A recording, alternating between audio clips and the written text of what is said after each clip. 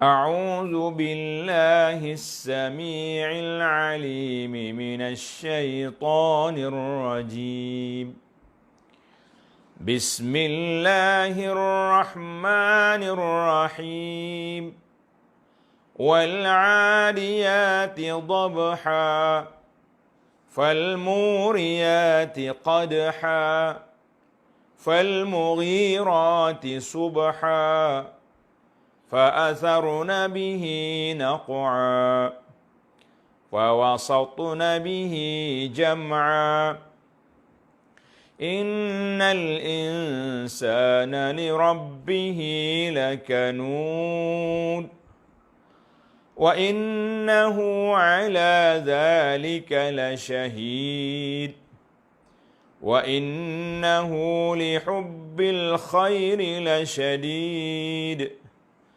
أفلا يعلم إذا بعثر ما في القبور وحصل ما في الصدور إن ربهم بهم يومئذ لخبير.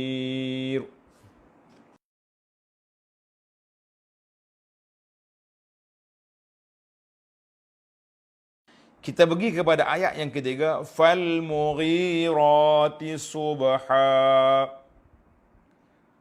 dan kuda tentera yang meluru. Mughirat, menyerang, menyerbu musuh, subha, pada waktu subuh. Pada waktu subuh, biasanya tentera Islam ini dia akan berkumpul. Serangan bila dia buat? Subuh. Pasal tu malam tu dia nyala lampu. Nyalakan api supaya orang tengok, oh ramah. Jadi dari sudut psikologi orang negeri yang nak diserang tu, tak wadah kita ni. Boleh lawan ke tak ni, ramah ni. Itu dia. Maka biasanya serangan yang akan dibuat waktu pagi.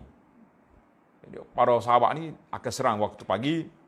Dalam hadis, iza nazalna bisahati qaumin, apabila kami duduk di satu tempat sempadan mana-mana kaum, fasa asabahul munzirin, maka pagi yang telah diberi amaran. Maknanya biasanya Islam ni begini cara dia. Dia bagi tawaran yang pertama masuk Islam. Tak mau, kita tak paksa. Habis, tawaran yang kedua, duduk di bawah pemerintah Islam, kekal dengan kafir. Tawaran yang ketiga, perang. Kalau dia pilih yang ketiga, maka mereka akan beri tempoh 3 hari. Hari yang ketiga, masuk serang. Lepas 3 hari, mana hari yang keempat, kita akan serang. Jadi serang bermula pada waktu pagi.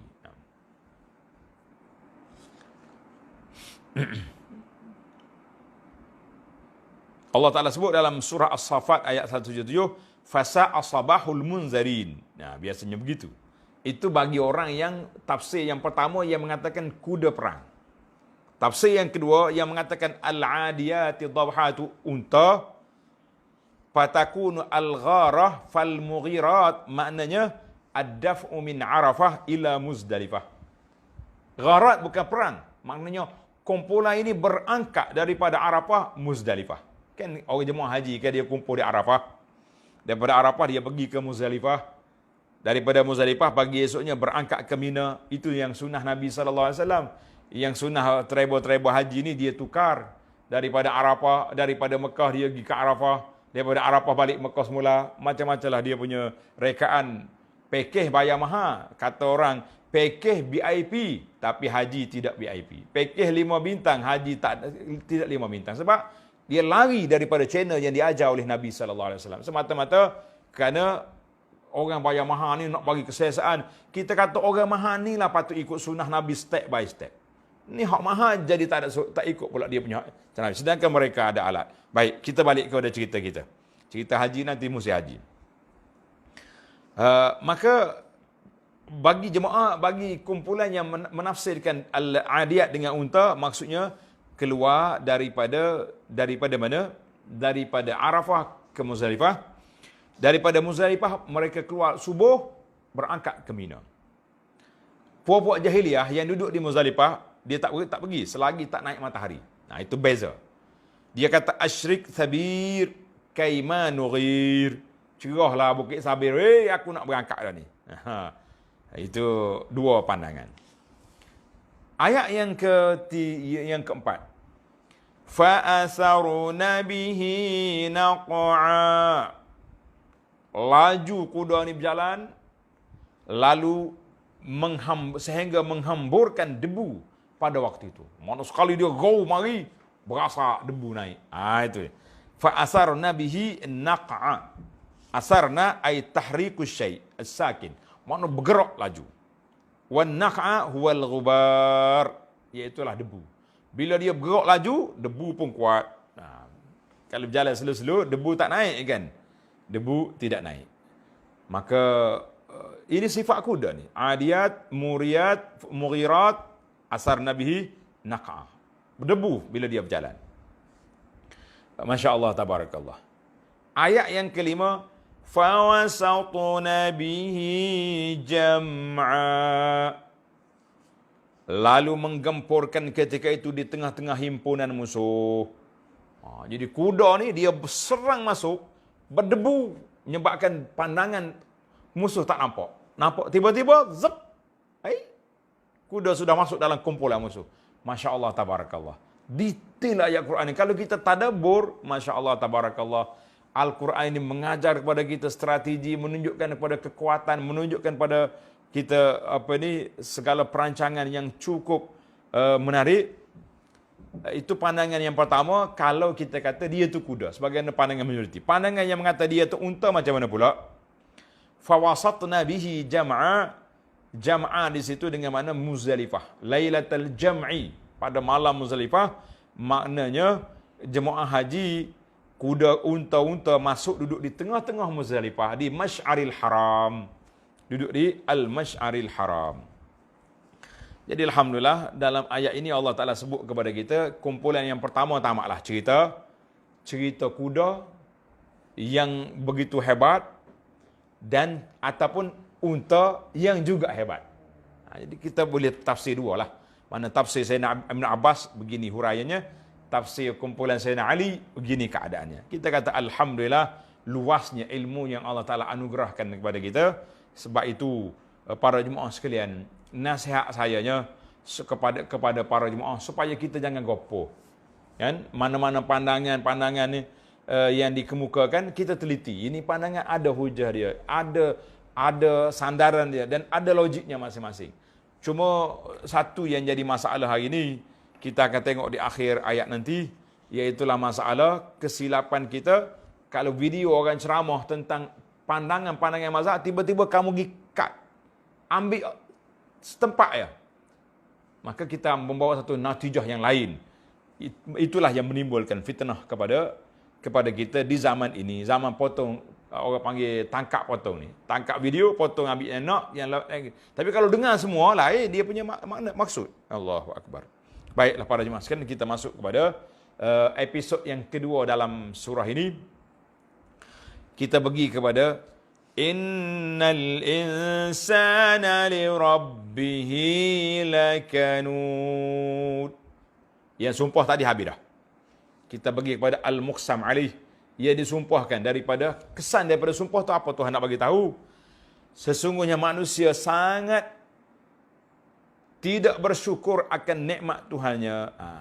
Kanud tu mana juhud, ingkar kepada nikmat Allah Subhanahu Wa Taala. Jadi ayat ini insan di sini iaitulah kafir ataupun fajir. Kafir itu kafir terus dah. Fajir itu makna orang hak tak ju, orang jahat. Itu makna fajir. Al-fajir makna orang jahat. Maknanya maksud ayat ini jinsul insan, jenis manusia. Tak kira lah dia kafir ke ataupun dia orang Islam, tapi Islam yang asi, yang fajir, itulah dia. Sehingga kata orang Arab kata an-nasu nasun aynama kanu wa aynama halu. Orang tu orang lah dia tu. Lagu mana keadaannya, lagu mana kesedudukan dia. Dia akan jadi orang. Sebab bila orang ni, dia ada, Allah Ta'ala tarkib dalam jiwa manusia, ada akal, ada nafsu. Ada seruan malaikat, ada seruan syaitan. Sira' dakhili dia panggil. Pertembungan dari dalam sentiasa ada. Jadi kita tengok di sini, maknanya tabiat manusia begitu, akan berlaku pertembungan Sebagaimana Allah Ta'ala sebut dalam suratul Ahzab ayat 2, wa hamalahal insan innahu kana zaluman jahula. Inna aradna al-amanata. Kami bentangkan amanah, tanggungjawab ni kepada langit dan bumi semua tak mau. Manusia sanggup. Jadi kita ni orang sanggup. Itu ketetapan Allah Azza wa Jalla. Maka ada orang yang tak menjalankan tugas. Allah Ta'ala suruh beriman, dia jadi kafir.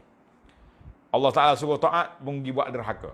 Itu dia panggil zalum, zalum jahul.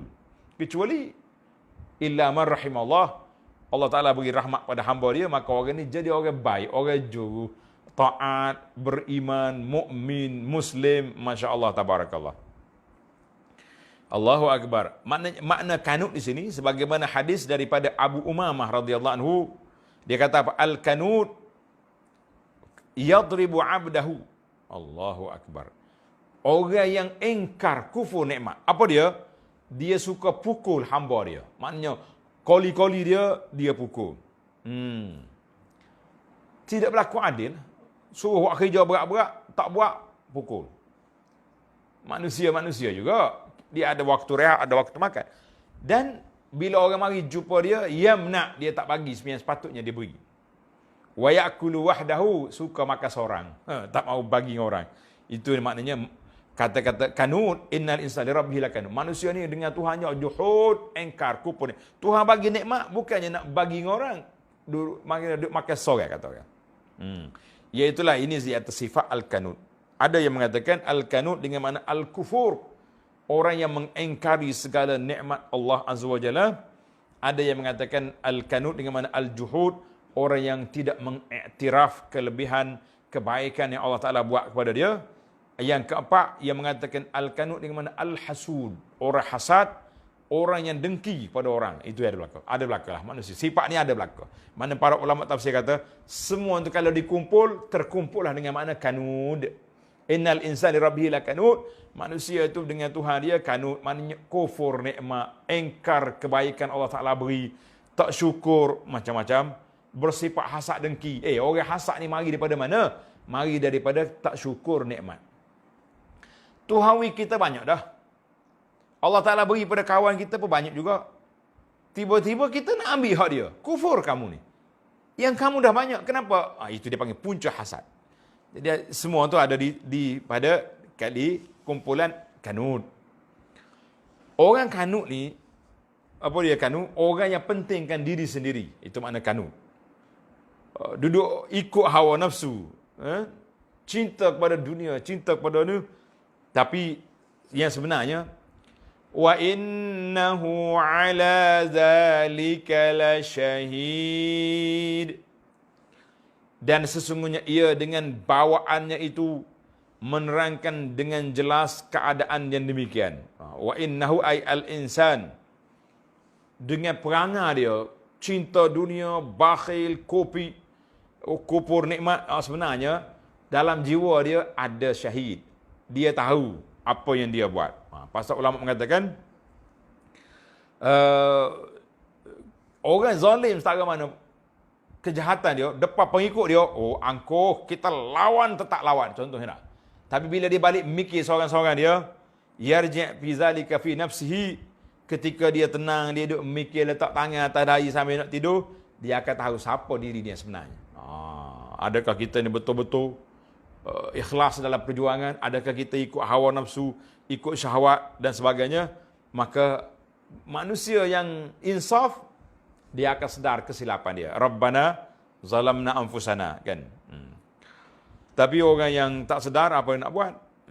Maka menjadi satu kepentingan bagi kita daripada ayat la syahid ini, supaya kita didik nafsu kita ni duduk di bawah pemerhatian Allah Azza wa Jalla. Kita sendiri yang akan menjadi saksi kepada kita. Dalam surah Al-Qiyamah ayat 14-15, Allah kata, balil insanu ala nafsihi basirah. Sebenarnya manusia, tentang jiwa dia, dengan diri dia, dia tahu. Basiratun, dia nampak. Walau alqa ma'azirah, walaupun dia bawa beberapa alasan-alasan untuk menunjukkan keuzuran, tapi dalam jiwa tahu. Seperti kita sekarang ni. Berapa ramai orang yang bawa kes ke mahkamah, dia tahu dia bersalah. Lawan tetap lawan, beli peguam mahal-mahal yang hebat-hebat supaya nak melepaskan dia. Tapi dhamir dia tahu. Bila berdepan dengan masalah-masalah yang berlaku dalam apa saja suasana, dalam masalah agama contohnya. Bila ada pendakwah bagi tahu benda yang benar ini ikut sunnah Nabi sallallahu alaihi wasallam sekian-sekian. Ustaz-ustaz yang berkerah lengan nak lawan juga kan. Mana boleh. Ini kawasan kami, ini kawasan mazhab kita macam-macam lah. Tapi kalau dia duduk dengan dhamir dia mikir betul-betul kepada Quran yang dibaca, kepada hadis Nabi SAW yang disampaikan, mereka akan fikir. Tapi esok lain pula, duduk depan pengikut, lain pula dia punya watak. Itu perangai manusia. Wa innahu ala zalika la syahid. Dia tahu sebenarnya dalam jiwa dia ada. Sebagaimana yang berlaku pada Firaun. Firaun dia tahu Nabi Musa betul. Tapi sombong, angkuh, tak mahu terima. Itu masalah. Masalah yang berlaku kepada Firaun. Jadi ada yang mengatakan syahid di sini dengan makna syahid menjadi saksi sebahagian kita dengan sebahagian lain. Mana manusia ni sebenarnya dia tahu. Keaiban diri dia tahu, tapi nak tutup. Allahu Akbar. Sebab itulah dalam hadis tentang orang mati itu, bila orang ni puji kebaikan, Nabi kata wajabat. Kemudian orang kata dia ni jahat pula, Nabi kata wajabat. Orang kata apa dia wajabat? Memuji dia baik, maka dia bagi dia syurga. Mu kata dia ni jahat, bagi dia neraka. Antum syuhada'ullah fil ard. Kamu ni saksi bagi pihak Allah Ta'ala di atas muka bumi. Sebab itulah kita ni para jemaah, jangan mudah nak keluar saksi. Nak kata orang tu baik tak baik kalau kita tak kenal. Hadis ni dalam Bukhari Muslim daripada Anas. Contohnya hari ni bila sudah solat jenazah. Imam-imam akan tanya, apa kita saksi atas mayat ini? Jemaah hak mari mana tak tahu. Kebetulan singgah di masjid. Baik. Mu kenal ke dia baik tu? Masya Allah, tabarakallah. Kau kenal ke dia? Tak kenal pun, itu saksi palsu nama dia. Jangan mudah nak keluar saksi. Kita ni adalah syahid, biarlah saksi betul kita ni. Allahu Akbar. Ada yang mengatakan, la syahid di sini, ai fil akhirah. Mu akan jadi saksi untuk dirimu sendiri di akhirat esok. Bila? Dalam surah An-Nur ayat 24 Allah kata, yauma tashhadu alaihim alsinatuhum wa aydihim wa arjuluhum bima kanu ya'malun. Menjadi saksi ke atas mereka sendiri, lidah dia saksi, tangan dia saksi, kaki jadi saksi apa yang mereka buat atas dunia. Jadi wa innahu ala zalika la syahid, yang kamu kufur, kamu engkar nikmat Allah Taala atas dunia lo, di akhirat esok menjadi saksi. Jadi panjanglah makna saksi di sini. Masya Allah, tabarakallah, detail perbincangan para ulama tafsir.